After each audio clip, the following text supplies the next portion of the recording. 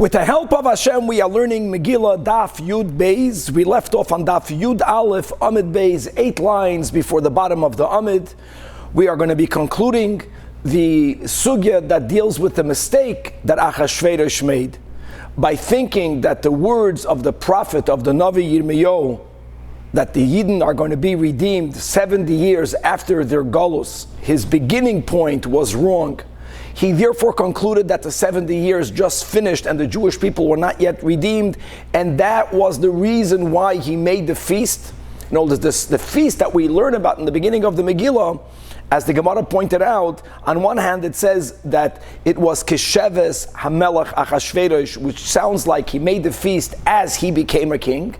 But then the Megillah says that he made it in the 3rd year of his kingdom, and as the Gemara explained, that it was only when he entered his 3rd year that he concluded erroneously that, I'm not like Belshazzar, who Taka made the wrong cheshbon. I'm making the right calculation, and the Jewish people are not being redeemed, and therefore they will never be redeemed. And he brought out the utensils of the holy Beis HaMikdash to be used at that feast, and that is what caused the downfall of his wife Vashti, as we'll learn more details. So we're going to finish the sugya of cheshbonos. We're going to learn the importance of getting personally involved in all holy endeavors. We're going to have some statements of our sages of mipnei ma neschayvu sheneim sal Yisrael sheba'oisa hador keloya. Why is it that there was even such a concept, such a havamina, that sheneim shal Yisrael, literally meaning the enemies of the Yidden? It's a euphemism that the Jewish people were facing a gezerah of genocide, of complete annihilation, and we're going to expound many psukim that speaks about the details of the feast, of the banquet. We're going to learn the details that brought about Vashti's downfall. We're going to learn about the wisdom of the Chachamim who were asked by Achashverosh to judge Vashti, how they very wisely removed themselves from the position of being a judge.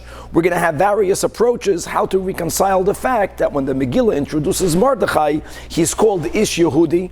Ish Yehudi means a Jew, a man that comes from the tribe of Yehuda, and he's called Ish Yemini, a man from the tribe of Binyamin. So was he from the tribe of Yehuda? Was he the tribe of Binyamin? And much, much more. So Nachamol, 8 lines before the bottom of the Amid. It's amazing, again, that the Goyish kings were aware of the prophecy of Yirmiyahu. They took it very seriously. But Belshazzar, who wrongfully thought that the 70 years concluded, the Yidden were not redeemed, then I will always remain the superpower, or the Jewish people will always be subservient to me. Now I have the right to use the kalim, the utensils of the Beis HaMikdash, and that was his demise. So says the Gemara, Omar, guys, is the second to last narrowest lines. It's 8 lines before the bottom. Omar, Achashverosh said to himself, Ihu mitei, he, Belshazzar, made a mistake. But I will make the right calculation. And what's the right calculation? Miksiv lemalchus bavel, the verse that we quoted above, the verse of Yirmiyahu, where it says kilefi milois lebavel, that when Bavel will fill the Shivim Shana, Efkoit Eschem, God will remember us. It doesn't say that you begin counting from the kingdom of Bavel, and as we mentioned, the kingdom of Bavel, beginning with the ascent of Nebuchadnezzar to the throne, was 8 years, right prior to him exiling Yehoichanya. So Bavel Ksiv, it's from the Malchus of Bavel, meaning my Bavel, Bavel's Galus Bavel, that you begin counting the 70 years from when Yehoiachin, or Yechanya, same one, was taken into Galus. And as we learned, that's 8 years after the ascent of Nebuchadnezzar to the throne. So really there was still 8 years left for us to be in Galus. So Gama B'tzir and Tamni. So you have to now add 8 years. So Choshev V'ayel Chilufayu. So he went ahead and he added the 8 years. What were the additional 8 years? 1 year you can count the year of Belshazzar. Now this is something that has to be a little bit more explained, but we're going to go just to point out Belshazzar, you can say, was a king for 3 years. We also learned yesterday that he made that feast after 2 years. So he was in his 3rd year when there was this coup d'etat and where the kingdom was taken away from him. So that's one, we're going to count that as 1 year. 5 years together, which is the years of the rulership of Daryavesh, the Madai, and Koresh. Koresh again was the one who gave the instruction to begin building the second Beis HaMikdash. And now he came after that Koresh, so there's 2 more years of his kingship. That's 8 years, which now we have the 70 years. And he repeated the exact mistake of Belshazzar. And he said, Kiv and the Chazud Mali Shivim. Now, according to him, the 70 years are full. V'loi Ifraik and the Yidden were not yet redeemed. Amar, he said, Achashverosh says, Hashta, Vadai Sulai Mifriki. Now the Jewish people will never be redeemed. Now, I do have the rights to use the holy vessels of the Beis HaMikdash. Apik Monei the Beis Mikdasha. And not only did he take it out during that feast, but the widest line, 3 lines before the bottom, v'ishtamish buhu, and he used it. So Basatan came to Satan, v'rikait beineim, and danced between them. As we'll see today, more details of why are we calling this the Satan. In other words, the Satan is a messenger of God. It was through some sort of desire of misbehaving that brought about her demise, and Vashti was killed. Now, something is interesting. When Belshazzar, who erroneously concluded that the 70 years already are done, he took out the vessels, he used the vessels, Belshazzar was killed. Here, Vashti was killed. Why wasn't Achashverosh killed? So it's good to know that Vashti was the daughter of Belshazzar. And, like Amalek, the first one that attacked the Jews, they have a certain destiny of destruction because of them being the first. Belshazzar introduced the chutzpah of using Kalim of the Beis HaMikdash. Now, Achashverosh is not an innocent person here. But since he was not the first, so the way we got both of them is, when you killed Vashti, you both again punished Belshazzar. That's Belshazzar's daughter is Vashti, and you also punished Achashverosh because his wife was killed. And more details later on the bottom of Daf Yud Beis. But wasn't Achashverosh correct? Don't you begin counting from when Yehoiachin was taken into Galus? So the Gemara says, no, he was wrong. That he also made a mistake. Why? Because the 70 years actually have to begin not from when Nebuchadnezzar became the king in Babel, not from when they not only dominated Israel, which already happened from the 2nd year of Nebuchadnezzar's kingdom, when he entered while Yehoiakim was the king, not only from when he took the Jewish king into exile, but when from the Beis HaMikdash was destroyed, because the center of Yiddishkeit is the Beis HaMikdash. So nationally, it didn't look that way. We are no longer the superpower. Or nationally, our king was exiled.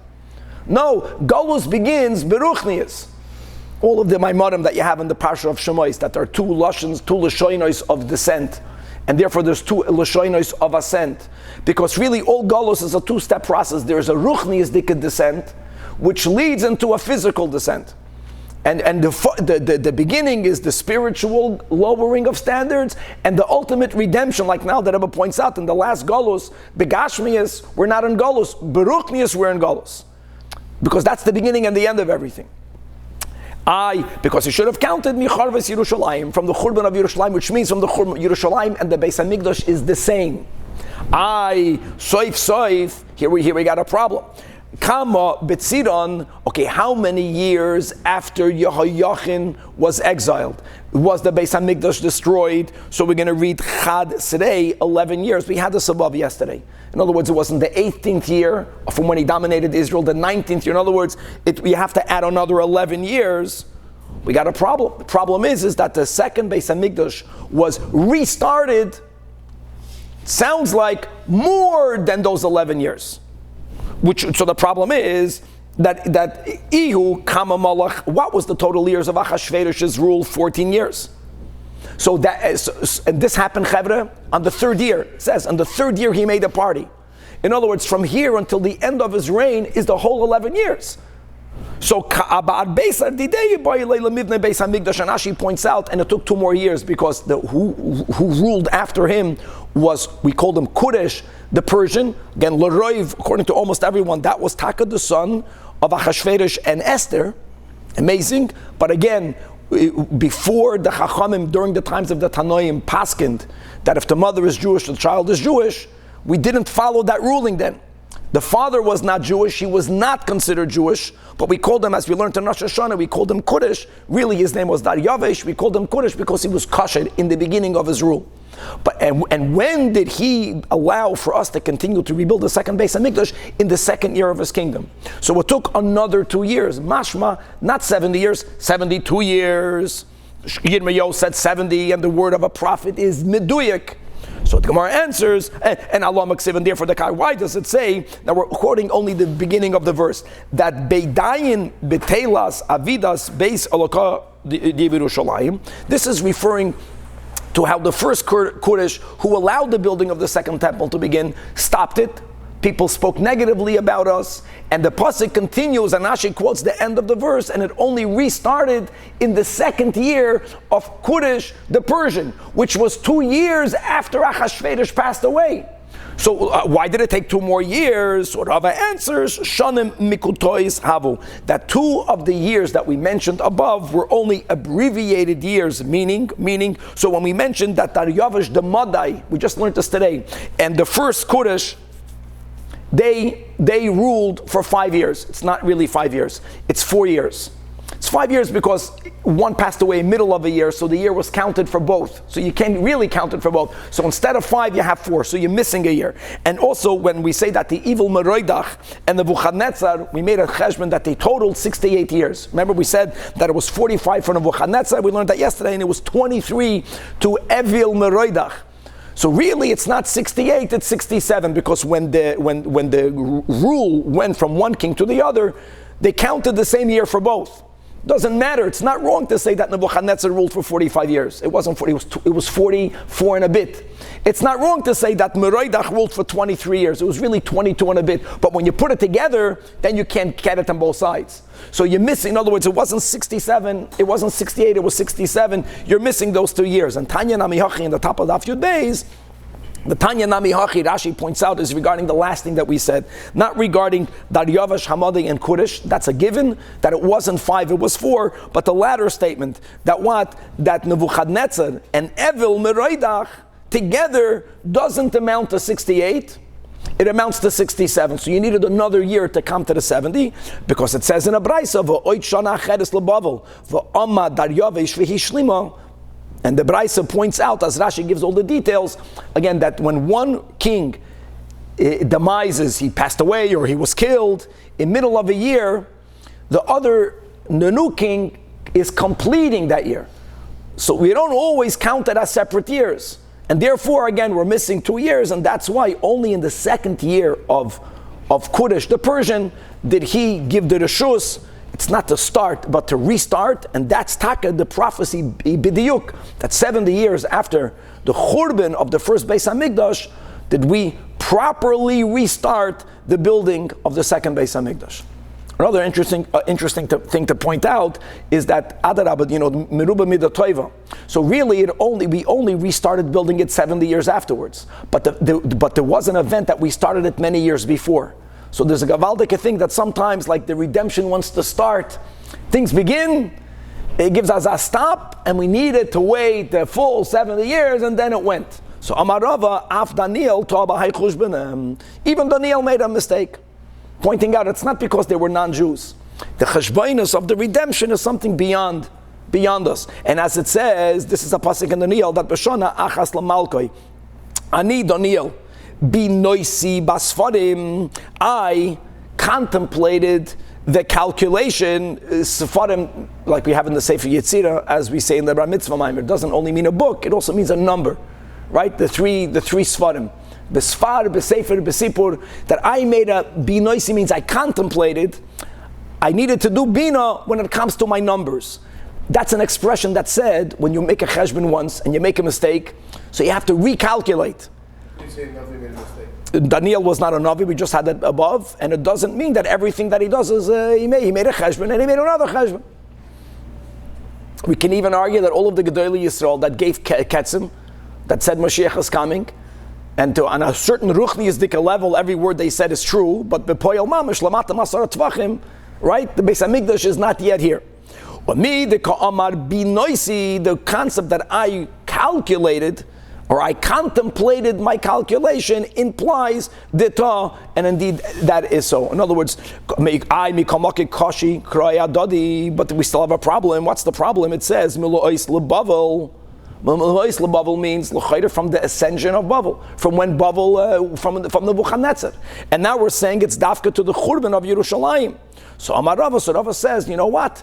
When you had 70 years since Nebuchadnezzar's ascension to the throne, something happened. You know what happened? God remembered us. Where did that manifest? The first Kodesh allowed the beginning of the building of the second Beis Hamikdash. You can mamish say over there, I'm talking about the building of the second Beis Hamikdash, the Aschalta de Geula. Like something began. Can you imagine how exciting that was? And then it stopped, and it looked like things are going backwards, really backwards, because then we had Haman. But you see that even the pasuk where it says Milois lebavel manifested begashmius by us having a moment of starting to rebuild the second Beis Hamikdash. And v'hainu d'chsiv koy Amar Kuresh Melach Paras Kol Mamlechos Haaretz Nasan Li Hashem Elokei Hashamayim. For who pocket olai lived nislei by Yerushalayim. Can you imagine? This is the first Kodesh. You know how he spoke? He said, God told me to allow the beginning of the building of the second temple. And you know what? True. Exactly. God put it in his heart. Leiv malachim b'yad Hashem. That doesn't only go to Jewish kings. That goes even to non-Jewish kings. Okay. Doresh Rav Nachman bar Rav Chizda. Mai dechsiv. Koy amar Hashem l'mashichai. This is what God said to his anointed one. Who is his anointed one? Here, not even a Yid. This is the first Kodesh. This is not Kodesh, the Persian Ben Esther. This is the first Kodesh that the Kodesh asher hechzakti biyaminoi. God is saying, this is what I told Kodesh, the one whose right hand I held. Fragt die Gemara v'chi Kodesh Mashiach haya. So the Gemara Amalei Ella Amalei HaKadosh Baruch Hu LeMashiach. What the pasuk really means is that God tells Mashiach Tzidkenu Choyvel Ani Locha Al Kodesh. God is going to complain. God is going to tell Mashiach, he's going to remind Mashiach what happened with Kodesh, and God will complain about Kodesh. What's the complaint? That God put it in the heart of Kodesh to give permission to start building the second Beis Hamikdash. What God expected of Kodesh was not for him to give permission for others to do it, which is taka what he did, until he stopped it. God wanted him to do it himself. And he didn't. He delegated it. And God is going to remind that to Mashiach. In other words, there's going to be an expectation that God has with Mashiach, that there are certain things that Mashiach himself will be expected to do and not delegate to others. So there was an expectation that God had of this non-Jewish King Kodesh that he should have gone to Yerushalayim himself. Ani amarti, I told him, Hu yivne beisi. And Itaka began it. I told Kodesh v'yikabetz giluyoisei, because Kodesh gave two things. Number one, he said that the Beis Hamikdash should be rebuilt, the second temple, and Itaka began for a while, and he was the one that gave an instruction that all of the Jewish people that want to go back to the Holy Land should go back to the Holy Land. Here again, the Seder of the redemption then, the ideal Seder is the building of the Beis Hamikdash and Kibbutz Goliath. But v'hu amar, what did he say? He said, Mi bochem mikol amoy, Whoever it is from the nation of the Jewish people, they are given permission for them to go up. V'yo'al, which means he didn't go up. So Hashem is going to tell Mashiach at the time of the building of the third Beis Hamikdash, I have a tainan Kodesh. That's the way Hashem is going to tell Mashiach that Mashiach himself will be involved in the building of the third Beis Hamikdash, as we find Moshe Rabbeinu.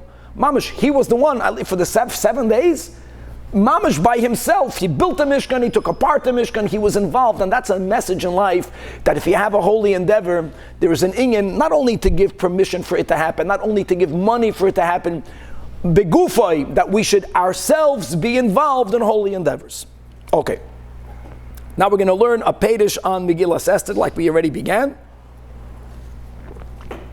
Mamash, pasuk by pasuk by pasuk. Cheil, paras, umadai hapartamim. So Cheil, right, the army of Paras, of Madai, hapartamim. Partamim means either parliamentaries, noblemen, high officers, but not kings. The word Hapartimim is written near the Madai. Now guys, Paras and Madai are two neighboring nations, the Persians and the Medians, if that's the word in English. And from this pasuk, it's mashma that the Partimim in the court of Achashverosh came from the Madayim.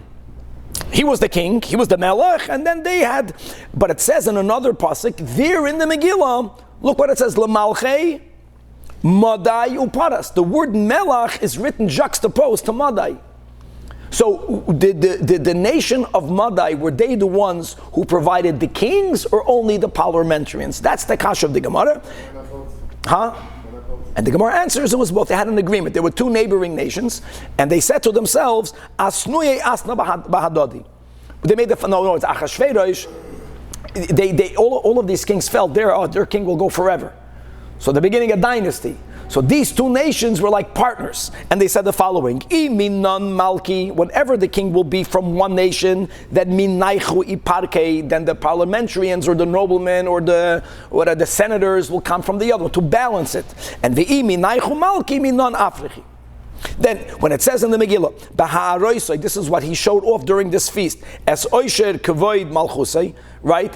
Look at these three: Oisher, Kavoid and Malchus, his riches of his glorious kingdom. So Amar Rabbi Yossi bar Rab Chanina Malamed, not only did he take out the kelim of the Beis Hamikdash. When you say the word kelim, we know this from learning Dinei Tumah V'Tara. Kelim doesn't only mean utensils. Many times kelim mean begadim. That's exactly what happened. He took out not only the vessels, as in, I don't know, the cups, the mizrakim that were used in the mizbech. He took out the begadim that Nebuchadnezzar stole from us of the kahuna, and he got dressed in it. Shalavash big day kahuna. How do we know that? Because it says over here in Esther, Yikar Tiferes Gidulasai, the honor of his splendorous greatness as an expression, and you have in Parshas Tetzava regarding the making of the begadim, L'chavoid ulasifares, as Agzeir Shava. That's the hint from where we know from Scripture that Achashverosh donned big day kahuna. Then it says Ubimilois Hayamim Ha'ela. So if you read the Megillah, this is referring to the fact that he made his feast. First, he invited all of the kingdoms. And at the end of that Meshugana celebration, he made a special gathering for the people, for the citizens of Shushan Abira. And the question is this the right thing to do? If you are a king and you are in your capital city and you make a feast, who do you invite first? Achashverosh first invited the whole world. And then at the end, he gave special attention to the locals. And there's going to be a continuous question regarding Achashverosh, whether we view him as a Pikeach or whether he was a Tippish. And we are familiar with such leaders, the same leader. Some people say he's the biggest Chacham, he's the biggest Tippish. And they're both, so he was both. So Rav Shmuel, Chadamar, Melech Pikeach. Now what's the pichas? Pichas means baruch, the smartness, the shrewdness, and tippish means a dumbbell, I don't know, a tippish, a fool. Shapir of it. It's smart, it's good that the Karav Rechika Bereisha, that those who live farther were the first ones to get the kiruv, were the first ones to get the intention. Why? Because the B'nai Masya, because people that live near you, call Amos the boy whenever you want, you can appease them. In other words, a king's worry is, I don't want to be overthrown. So the locals, since they live near you, if you shmek, they're thinking about a rebellion, you can deal with them quickly. It's the ones that live farther away that you have to give greater attention to first, to make sure that they feel good with it, that they are appeased. The one who says he was a fool, they hold that leadership has to work the other way around. He should have given attention first to the locals. Why? Because because if there's going to be a general big rebellion against you, by whom? By everyone. At least these guys will stay with you. So, he was a Melech Bekipa, we learned yesterday. So if you're ruling over 127 nations, the whole UN, if there's going to be a rebellion, at least don't lose your own city, don't lose your own country. So you should have given attention to the ones who are closer to you first. And that's a very interesting back and forth shaykh to every single one of us. You have customers, who do you give attention to first? V'chuli. Okay. Sha'alu, Talmidav, She'es, Rav Shimon Bar Yochai, the students of the Rashbi asked their Rebbe, Mipnei manis chayvu sheneim shal Yisrael sheba oisa hador kiloya. Why is it, again a euphemism, literally means, why is it that the enemies of Israel were decreed to be annihilated. It's really the opposite. How did this come about? So Amar Lohem, this is a great teacher. Instead of responding, the teacher tells them, Imru Atem. I like your question. No, you say the answer. So they answered, because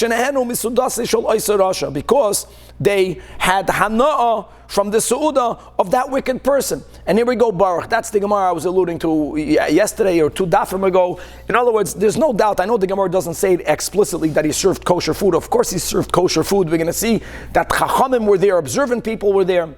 No, it's even he was making a big feast, a big banquet.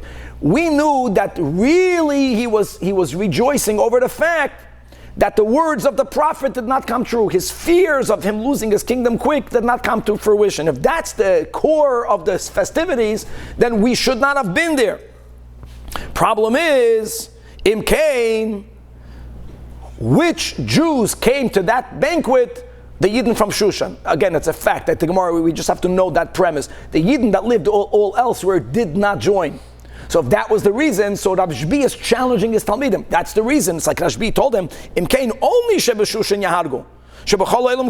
Why was there even a Gzeida to kill, to destroy, genocide all of the Soineim Shal Yisrael? So that's it.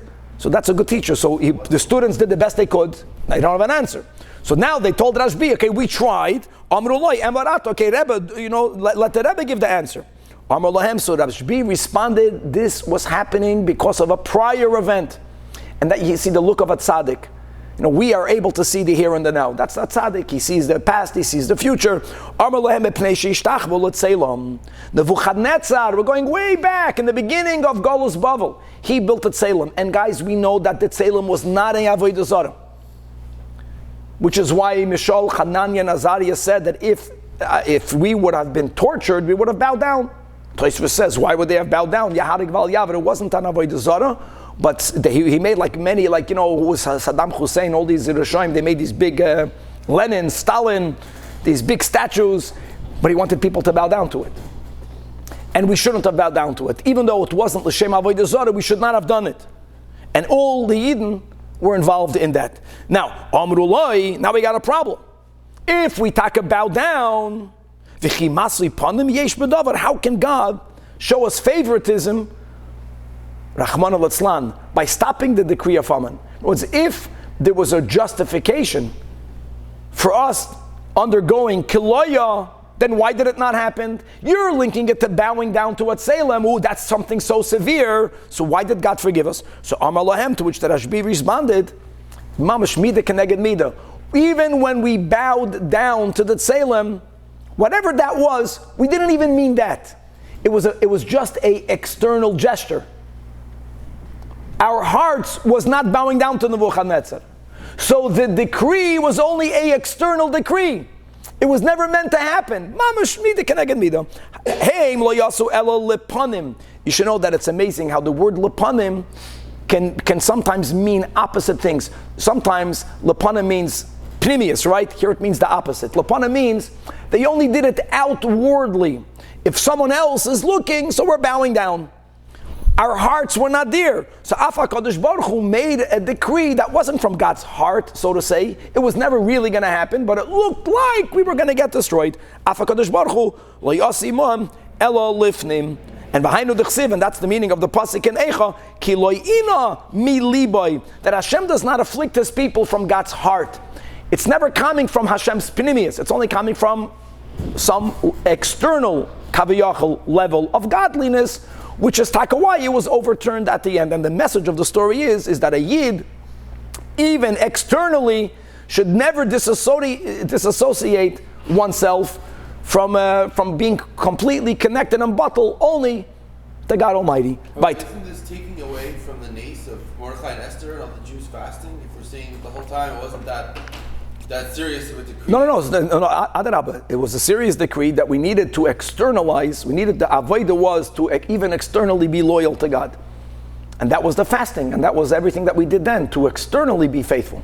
But then you still need to have this, that even the original Avera was only like a surface? It was a surface Avera for which there was a problem, and the tikkun wasn't the surface. That's the whole Hasidus. The whole Hasidus of the Baal Shem Tov is that a Jew is a Jew is a Jew, that no matter how how many mistakes we can make, and we're not justifying a mistake. The inner Yid is always loyal to God.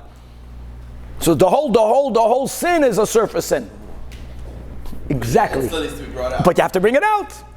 But the other Medina's other areas didn't come indicates that he first did invite locals. Which means that he only invited the Jewish locals. He didn't want the Imagine how much it costs to cater. You can imagine, you find out all these things, all these details.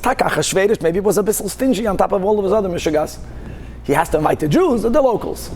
Okay, weiter. So what's the shot that even deep down somewhere, deep down, there's still a spark of Elikos in all of this Tumah and Avodah Zarah? Don't say Avodah Zarah. We did not make a mistake with Avodah Zarah, but there was Tumah. There was many mistakes that happened. That's mamash. That's a yid. There was mistakes that were made, and all that was needed was to bring out the pnimius. B'pnimius we never went into Golus. B'pnimius there's never a Helen Behester. B'chatzar ginas bisan hamelech. Where did he make this party? In the courtyard. Ginas means a gan in the garden. Now, guys, whoever has these fancy homes, there's a courtyard, there's a garden, and bisan means a palace. So hold on, where was the party? Rav Shmuel Chadamar. They made a hierarchy.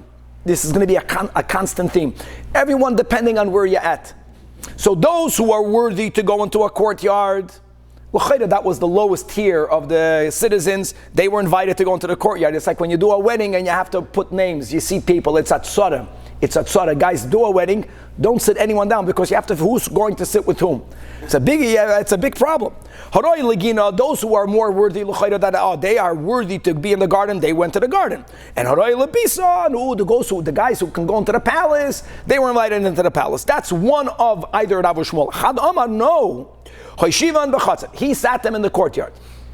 He began. He does. You don't want people in your palace, but so many people came.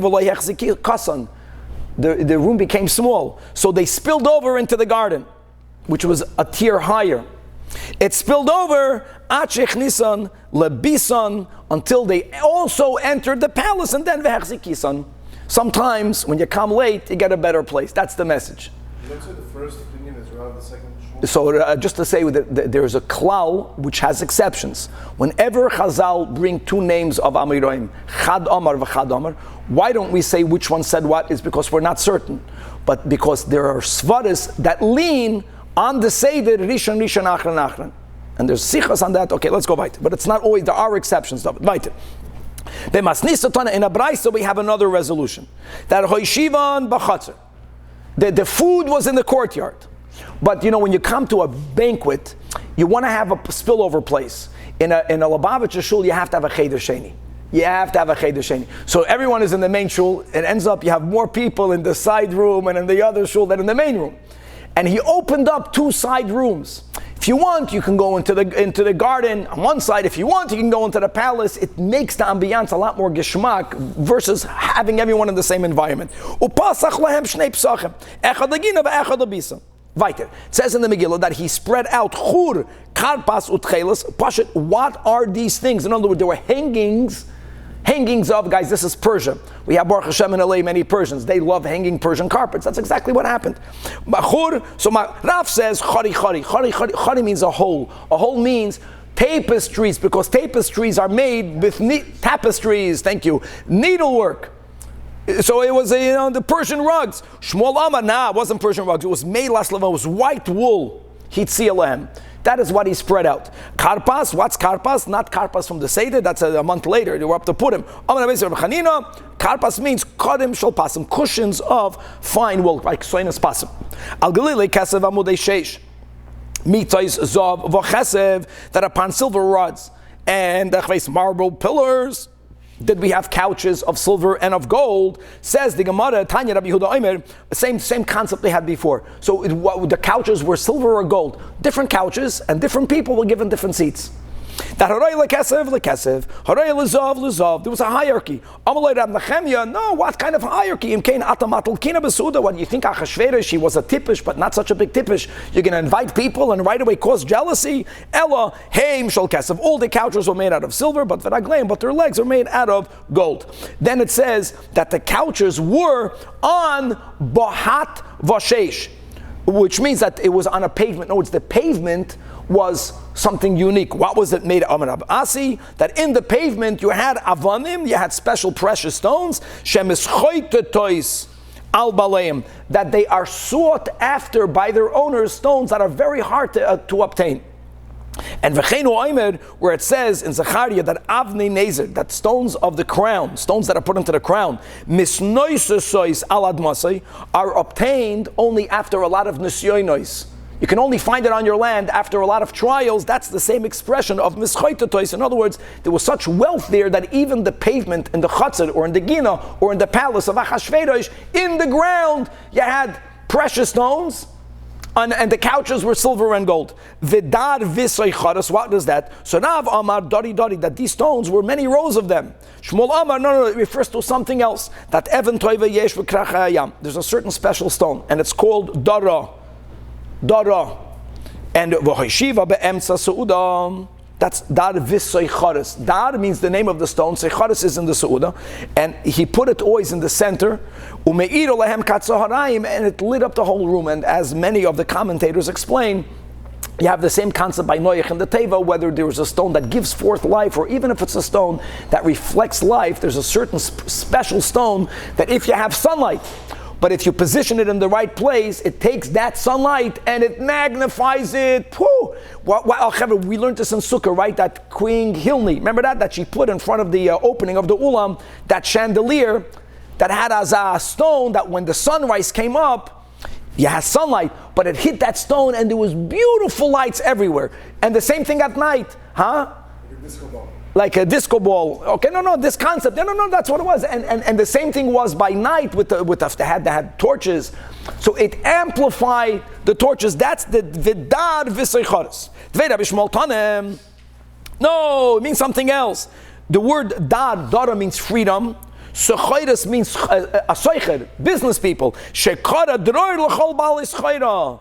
Right, we learned yesterday that Achashverosh means he was the king that made everyone poor. He taxed everyone the way it's happening over here.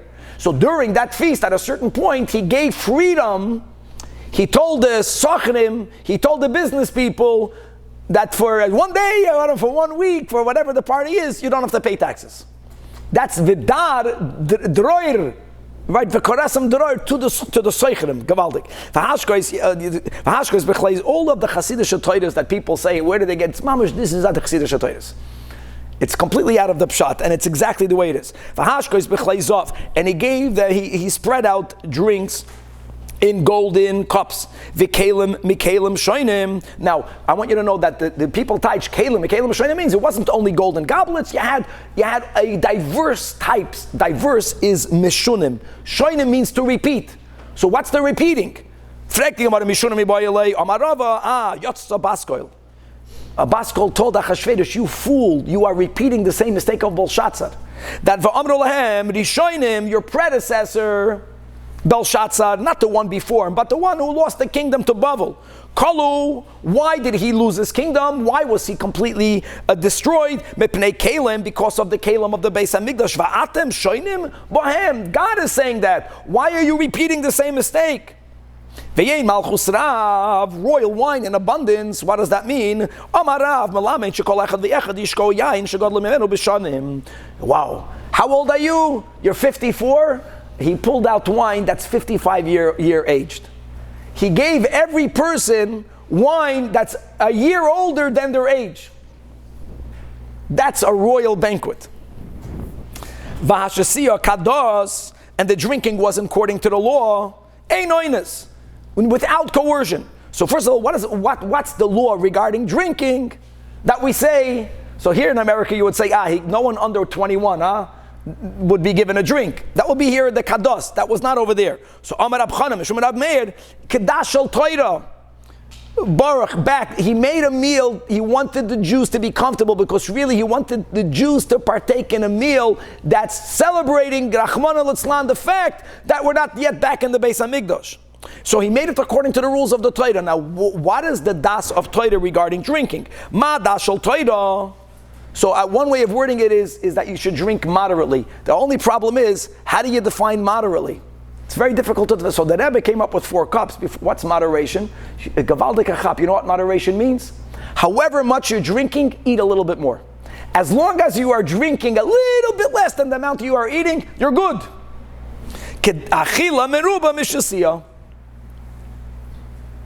It's amazing. By Hasidim, we call it a farbaisen. Farbaisen in Yiddish means that you're taking a little nash. No, the kados means that however much you're drinking, the truth is I think we eat a lot more than we drink, yeah? What about yayin nesach? So there was yayin mevushal. Which means that I know, okay, that was a joke. Danny's laughing. Okay, so like this, Mati, that the whole... You don't need it. Before, okay, now 1 second. So the whole sugya, yayin nesach, yayin stam, not yayin nesach. Yayin nesach is also midoraisa. But it was during the times of the Tanoim that they made forbidden yayin stam of a goy. During that time, there wasn't that issue. And during that meal, they served wine like the Torah laws, which means achila meruba mishasiya. Then it says in the Megila, ein oinus, there was no coercion, which means no one was forced to drink. So Amar Abelazar Melamich kol echad v'yachad hishko miyayin medinasei. Everyone was given wine that they are accustomed to drink.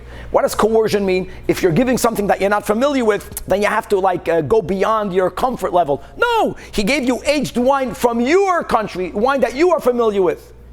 He gave to Crown Heights people Ganelis Langer, if you remember. He gave to here in LA, he gave you, a Herzog wine. Then it says, that the wine was served in a way that Ish and Ish were happy with it. Who is the Ish ve'ish? Amarava lasis kiritzoin Mordechay and Haman. They were both happy with the way the wine was served. And they're both called Ish. Mordechay is called Ish as it says Ish Yehudi. Haman is called Ish, right? Lahavdul, where it says Ish Tzar v'oyev. And what does it mean that it was each one was happy? This is very important.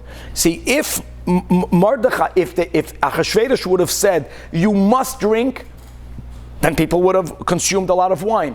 Mordechay was hoping that since there was no coercion, the Yidden would not drink. In other words, if the king decrees for you to come to such a banquet, let's understand it better, I think the Yidden had to go there.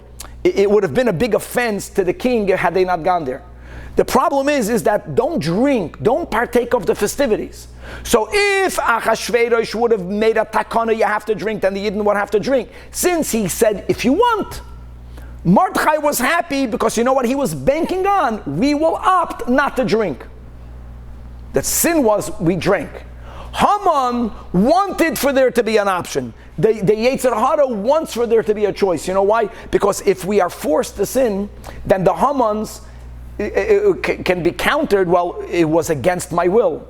But the Yetzer Hara wants us to choose. So then if, God forbid, we choose wrong, the Haman says, you didn't have to do it, you chose to sin. Each one was happy with the fact that it was uncoerced. When it says, Ish Tzar v'oyev, when it says, Gam Vashti HaMalka, Asas HaMishna Nashim, that also Vashti, the queen, she made a feast for women.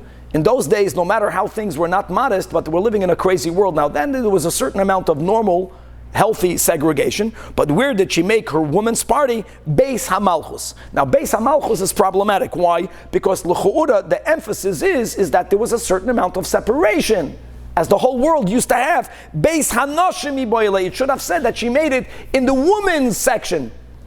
Why does it say Beis HaMalchus? So that's the whole point. Amarava, that they were segregated, but Vashti and Achashverosh wanted for the parties to be in very close proximity because both of them wanted to come to the point where there's going to be an unkosher mingling. In other words, Shneim Lidvar Averu Neschavnu. So if you would just write that she made it Beis HaNashim, then you don't know where the Beis HaNashim is. When it says Beis HaMalchus, it means that the Beis HaNashim was mamish back to back. It was door to door, side by side. Why did they do it so close together? Because both Achashverosh and Vashti wanted for things to become immodest, immoral. That's what the people say, that ihu bikari, if you have a wicked couple, so they say, he is going with the large pumpkins. Va'itze and his wife, Daf Yud Beis Amud Beis Bebutzini, is going with the small pumpkins. It's an expression that they both are with pumpkins. So maybe Vashti, maybe Achashverosh was the bigger sinner, but she was not innocent over here. Then it says, Bayoim Hashvi, the top line on Yud Beis, Ketoiv Leiv Hamelech Bayoim. On the seventh day, when the king's heart was merry, was Toiv Bayoim. So hold on, he only became happy on the seventh day. So answers the Gemara, Amar Rava, that actually the seventh day is an allusion to Shabbos Kodesh. Yom HaShvi Shabbos Oyam. And Shabbos is a day where you can clearly see the distinction between Yidden and Lahavdil not Yidden. What happens on Shabbos? We take a Yidden also, we have meals, but how do we celebrate a meal? She Yisrael oichlin v'shoislim, and what happens? Umaschilen b'divrei Torah, we open up saying words of Torah, u'v'divrei tishbachos, words of praise, or today you would say nigunim, we would sing words of praise. Avaloi v'kechavim, what happens when the oichlin v'shoisim, ein maschilen ela b'divrei tiflos, they right away open up speaking about indecent matters. And in other words, v'chein, that what happened during that festivity is that which happens every Shabbos. In other words, every Shabbos, you see, Yidden speak about Divrei Torah, and Oiv de Avodah Zarah speak about indecent matters. That was the topic. The opening topic was which nation produces, if that's the right word, the most beautiful woman. Madiois, Noois. Once the woman from Madai, they're the most beautiful woman in the world. No, Parsiois, the Persians are the most beautiful woman. That's the way he spoke about his wife. She's not from the nation of Madai. She's not from the nation of Parsim. Ella, she's from the nation called Kasdiim. And would you like to see her? So they said, yeah. But you are trying to prove that she's the most beautiful woman in the world. So the nation of Kasdim, they have the most beautiful women. But if she's going to come in there dressed, she's going to look beautiful because of the royal garments. She's going to look beautiful because of the jewelry. For you to prove your point, she has to come in completely naked. And why did God allow that to happen? Because she says the Gemara, the same measuring stick that people put out there in the world, that is exactly what happens to the person. This is where the Goyim stole from us the concept of karma. It's all Yiddish concepts that they took.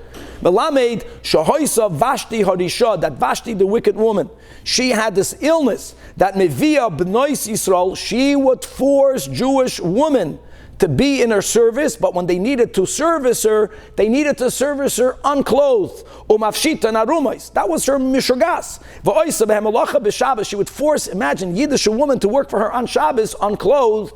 This taka happened by Yom HaShvi. This party where you saw what Goyim talk about happened on Shabbos.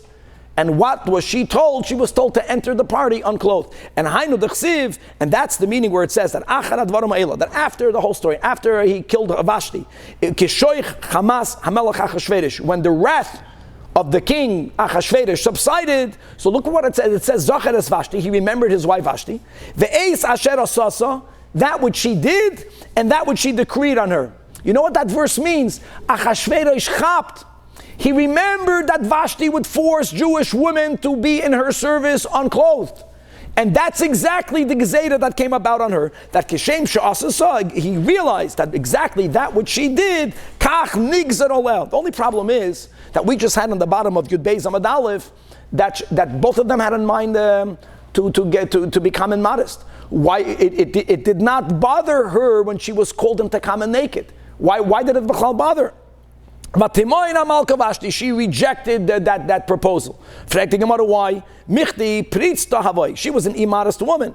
As we just learned above the Amar Mar, guys, the first medium-sized line.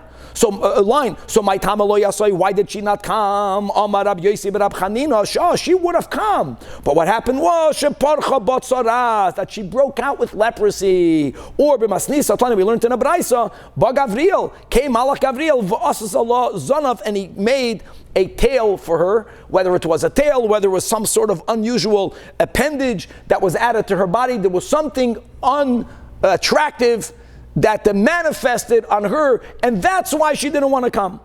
And when she refused coming, what does it say? He became very angry. Now, becoming very angry, the Gemara says, would not have happened if she only would have refused. There must have been a lot more in between the lines. As we'll see, she said something that really ticked him off. This is what she told him. No, she didn't want to come. Achashverosh was trapped because he was boasting about his wife as the most beautiful woman in the world. And now she's ignoring him.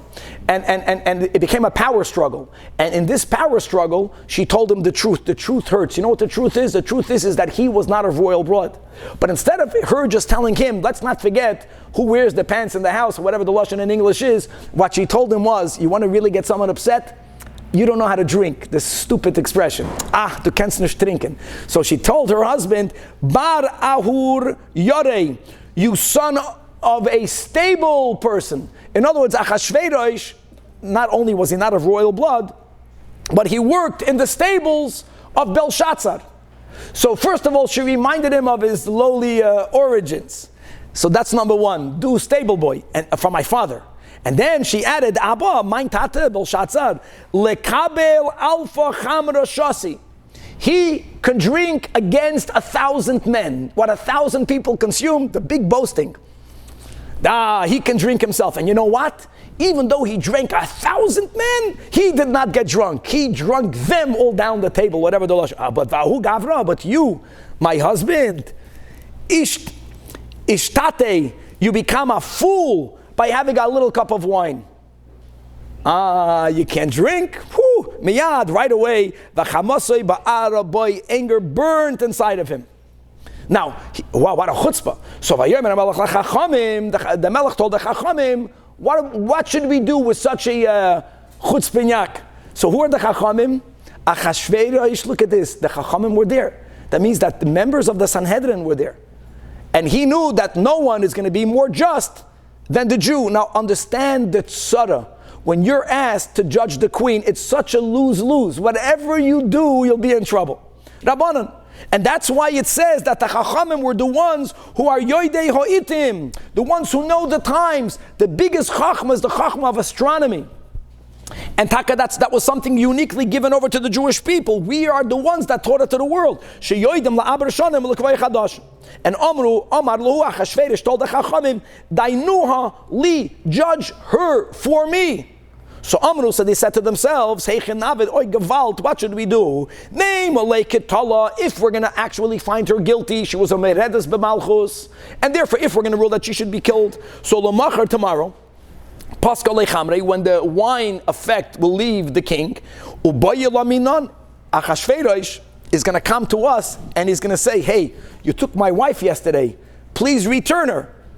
It will be too late if they would have killed her, or they would have judged her to death. If they're going to judge her meritoriously, then then he's going to take offense. Then he's very unhappy with my word meritoriously, and we'll have a correction right now. Here we go. I can cut my coffee.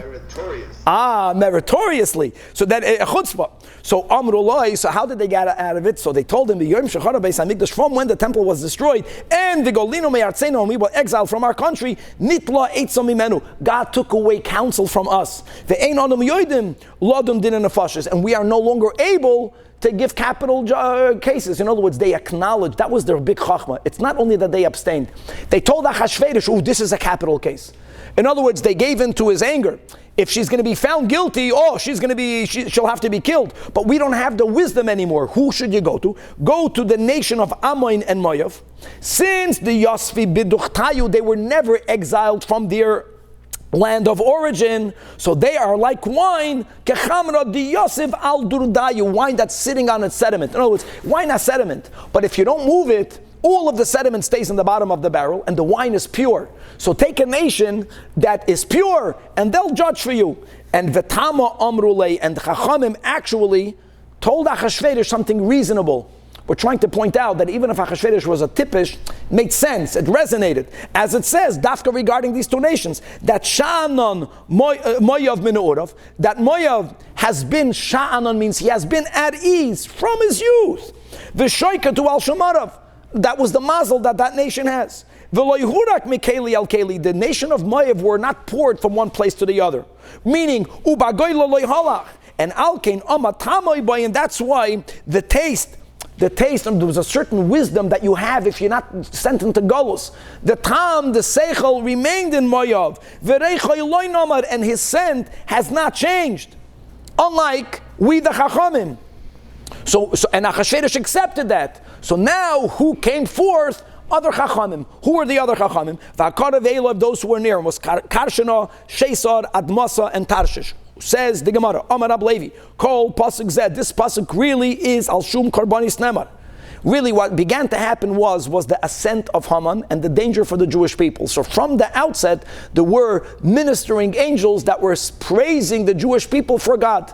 And all of this is hinted in these words, and all of the praise that they were giving God is about the unique avodah that the Jewish people have by offering karbanos. So Karshana means beremes. Omru malach hashos min HaKadosh Baruch Hu Ribono shel Olam kru mikriv lefanecha karim b'nei shana. Did any nations of the world, Karshana comes from the word karim. Karim means lambs that are young. Most of our karbanos, right, b'nei shana, were 1 year old. Kederech shekriv Yisrael lefanecha. The word sheisar is a remes to the karbanos that come from the 2 turtle doves. Shnei toiden. Kru mikriv lefanecha shtei toiden. Did any other nation bring that to you? Admasa is a remes to the word Adama, in Mizbach Adama, the altar. Adamasa klum banal fanecha mizbeach Adama. The word Tarshish is an allusion to the Big Day Kahuna. Klum shimshul fanecha Big Day Kahuna. The Chsiv, which says regarding the Big Day Kahuna and the stones on the Choshen Mishpat, Tarshish v'shoyham v'yoshvei. Meres, what does meres? Meres means to steer. That klum mirsu b'dam lefanecha, that the other nations steered blood before you. And marsana, the final one, klum mirsu b'menachas lefanecha, also steering is what they used to do to mix the flour and the oil. Now memuchan. Memuchan is the last one. Memuchan is milashin, the shulchan hapanim, and where we prepared the 12 loaves. Klum echinu shulchan lefanecha. So that was already words that higdimu refuah lamaka. Now, who actually stepped forward and told the king to hang Vashti? So vayomer Memuchan said. Now, when you have the pasuk enumerating all of those who were near the king, the last one mentioned is Memuchan. He's mentioned the last because he was the least significant. He was the one that spoke up. So Tanavi learned Memuchan is Haman. Why is he called Memuchan? Shemuchan leporaniyos. He actually opened up his own punishment when he began picking on the Jewish people. And Amar Rav Kahana, the fact that the last one spoke up first, that's a klal. Shehed yid koifetz l'rosh. The boor is the first one to speak. Now, if you are told to speak by a gadol, ein ma'arvin, ein misarvin. Sorry, not ein misarvin, but that's a good klal. Many times, the first one to talk is the biggest hedyot. Now, what did he say? He said, well, one more line. So the first thing he said was that every man should be the soyedei bebesi. Every man has to be the ruler in his house. And they sent out these letters. That was the big chachma that he said. Every man has to be the ruler in his house. So Rava says that this letter was viewed by the citizens as such a foolish letter. We need to have the king to write us a letter that we should be the rulers in our house. That already made them look at all of these letters in a derogatory way. And therefore, when the latter letters came out advocating genocide, it was already, we didn't take it that seriously. That Igera, so is this letter, if not ilmali, if not for this first letter that made Achashverosh look like a fool in the eyes of everyone, nothing would have remained, not a remnant, not a survivor would have been of the Jewish people. Because the people reacted by saying, "My Haider Shadalon." What exactly is he saying? What's the letter? He's telling us Leah is called Ish Rebbeisli. Every man should be the ruler in his house. Pshita, what we don't know that. Even afilu karcha. Karcha means even a weaver, which means a person that has a lowly livelihood, or karcha means a bald person. Karcha bebeisa pardash tachla is automatically the authority. In other words, we don't have to be told by the king to be the authority in your house. Either you are or you're not. And they viewed that letter as a joke, and therefore the subsequent letters was looked down at. We'll stop over here to be continued.